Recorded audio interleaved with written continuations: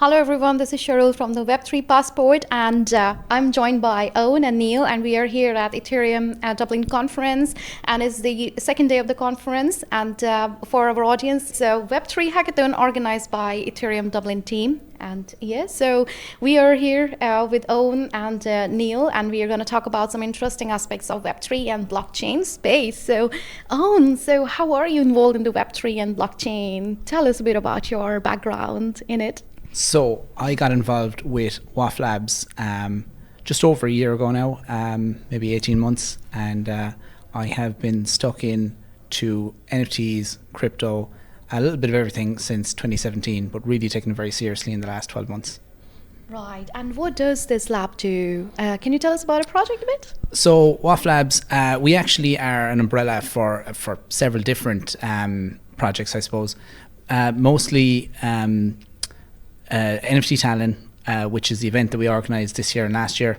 Also, we have the game World of Freight, and we also have a little project on the back burner, which is Supply, and that is a supply chain protocol layer project, which we are hoping to reignite again soon. Interesting, and I didn't get the full name of the project. It's can you spell the name of so our team is WAF Labs. WAF Labs. It's yes. WAF? WOF. OF, okay, perfect. Just for the audience, it's a WOF. It's a WAF lab. That's Owen is part of. Yes. Right. And Neil, so what about you? What brings you here today? I've been involved in kind of the Web3 space for going on 6 years now. Just always been fascinated by the technology, and I suppose I got very involved on Twitter when NFTs blew up, and I got really involved in a lot of projects as just a community member, just being loud and proud on Spaces and on Twitter, and just using social media, the Discords, connecting with people, networking in that kind of virtual realm.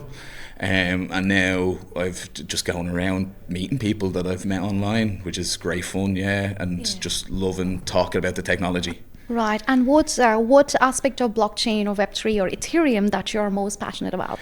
For me, I'm a huge collector of NFTs on Ethereum themselves, and then some of the side chains like Matic and stuff that uses Ethereum as the main store for the NFTs and the different kind of currencies that go with NFTs now as well. Like, so, there's a lot of tokens that are linked to NFT projects and stuff with different tokenomics and staking and this sort of stuff, and it's all on layer one. And I love messing around with it on Ethereum and stuff when the gas is low. Interesting. That's so good to know. And Owen, how about you? So so you're a part of WAF Lab, and apart from that, aside, from your career, what would you do? What you would be involved into apart from that? I suppose I kind of landed into the role in NFT Talent, organising it this year through WAF Labs, and I have to say I'm really enjoying it, and we're going to organise another conference again next year. I think it's 23rd and 24th of April, so really looking forward to that. And I think that we might have found a niche role here for organising different events around crypto, blockchain, NFTs, from art to regulation to development and even business dev. Yes, and I heard about NFT Tallinn event. It was one of the best NFT event organized for the artists. We had a very young 12-year-old NFT artist just here right before our podcast, and she was there, and she told us the story of her participation in the Tallinn event and how inspired she was left. And a lot of incredible artists that showed up there, and they motivated her and inspired her with their creativity, and now she can think about some other interesting ideas into NFT space. So tell us more about what have you discovered recently in Web3, different blockchains, or what are you reading, or what are you watching when it comes to podcast or news these days? What's your journey looks like? Well, I suppose I have to lead out now with some of the influencers that joined us at NFT Talent. So that'd be Tom Crown, Crypto Wendy, BitBoy, and Seth from Miner Biz. So I'm really enjoying their content, and as well, big shout out to Crypto Banter, who provide kind of daily macro focused views on what's happening in the space.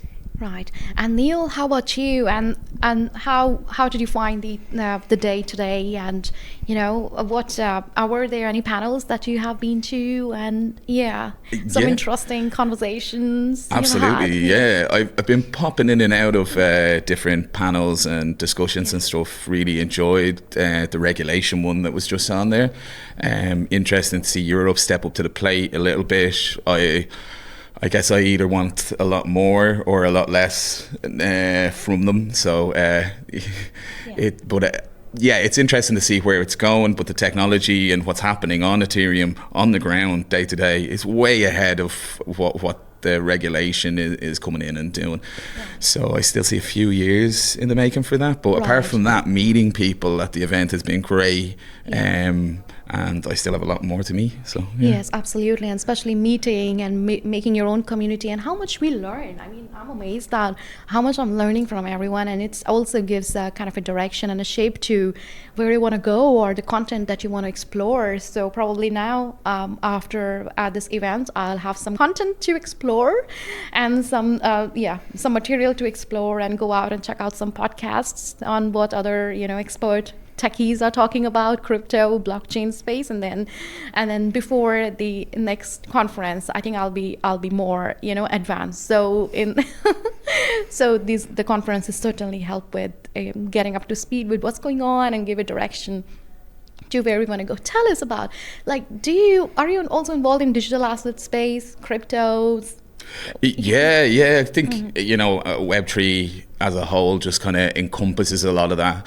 And just to what you were saying, I suppose people they've gotten interested in Web3 for different reasons. There's a whole variety of reasons to bring them on their path to, making that first step to onboarding into especially Ethereum, I suppose, because there's so much built on it.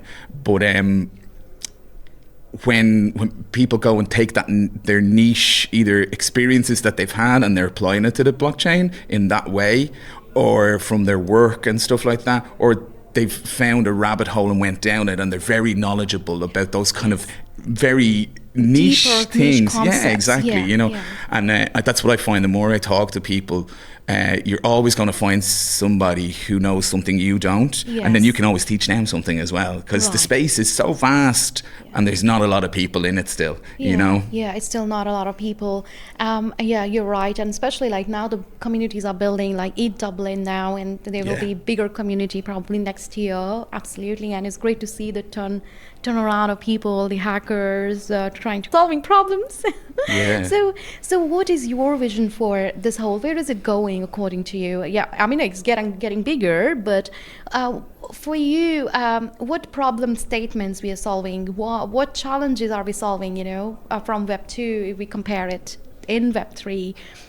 So is there any particular area that you are in a use case that you might say is, okay, that needs blockchain, that needs Web3, and we certainly need to, let's talk about maybe a use case that's personally, I think that there's a huge amount of space for tokenization of physical assets, digital assets, all of that. I think Owen could speak on this. He has a lot of knowledge around this, so. Right, tokenization, yes. I wouldn't say a whole pile of knowledge. I just want to echo a small point there that you made about meeting new people and learning new things. Usually we're the experts in a room when people start talking about cryptocurrency. But here, everybody has a niche that they know a lot about that a lot of people don't know about. And I find that I continuously walk into rooms and I find out about projects or protocols or just different niches that I didn't know anything about before I came that day. And I love coming to these conferences to learn about all these new emerging technologies that you think that you have a good handle on it, and then you find no, it's huge. It's so vast, as you said, and we really are such a small community. I can't remember what the last numbers were on developers, but I think it was like 100k developers worldwide. Yeah. Like for the industry that's there, it's tiny. Interesting. But you were asking about tokenization and real world assets. Mm-hmm. So our tagline is that by 2035, all assets that should be tokenized will be, and that really is tying in with what the EU are doing at the moment, and the US to some extent with the digital product passport. And essentially they're looking to have certification online for textiles, EV batteries and construction in the next 12 to 18 months. And I suppose it really just makes sense if these are on an immutable ledger, and that's where blockchain comes in. That's very interesting, the DPP, digital product passport. So initially when I heard you mentioning about it, I thought that it resonates with a Web3 passport, but it's the concept is more deeper, and it's several use cases to DPP. That's interesting. Right, and shall we talk about the crypto? Like, when did your journey started? Did it start with crypto? Because a lot of people just got in this space with crypto initially. Yeah, I think a lot of people. My journey starts in 2017 when I would have got involved in buying the top of the market, and most people buy the top of the market. Yeah, most people buy the top. So yeah, I don't feel too bad. But so I got in 2017, but really got serious about 24 months ago, and then got stuck in obviously with WAF Labs and started working with them. Right, so interesting. And Neil?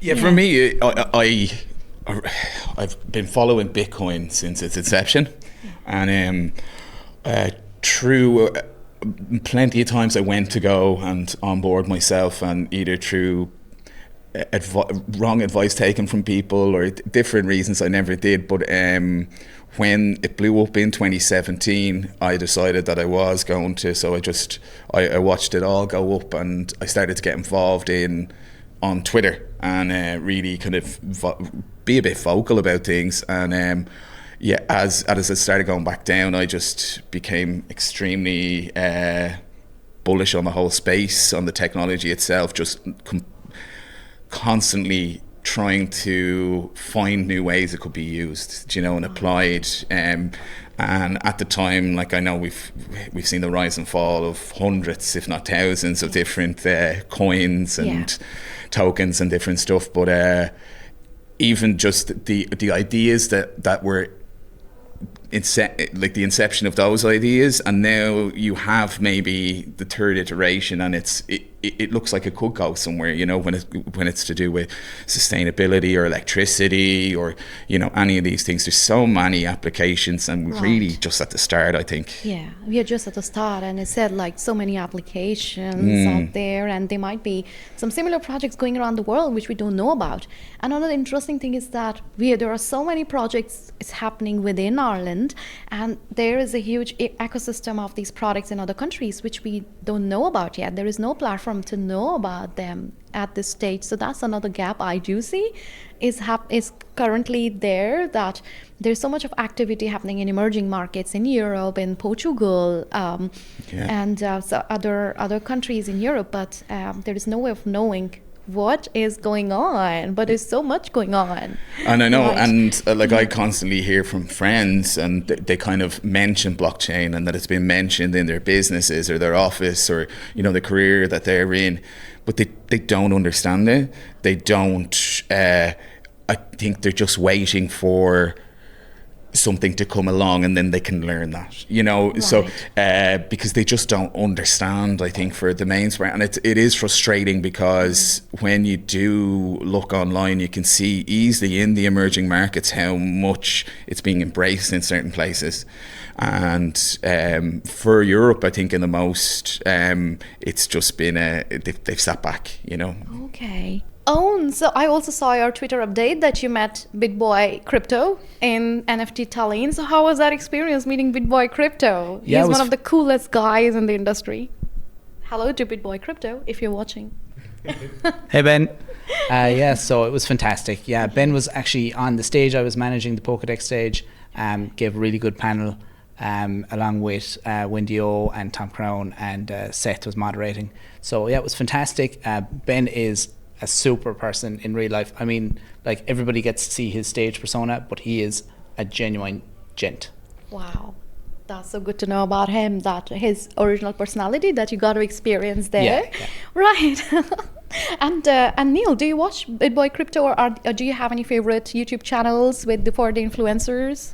Oh yeah, I've Influencers. for Some for people years. say not to follow influencers. Yeah. Well, you know, Yeah, there's often the reverse Kramer trades. You know, Yeah. no, as a whole, I follow a lot of people in the space. I engage with them, you know, and all of the around the blockchains with Ben, Wendy, Tom Crown, all those guys. They're really cool. So hopefully someday I can get in there myself on one of those around the blockchains or something, you know. But it's it's such a exciting space, and it's great to see champions like that out here kind of pushing the just pushing, because even Ben has a lot now to do with legislative stuff in the States and stuff. He's you know, he's not afraid to kind of open those cans of worms and rustle a few feathers. It's great.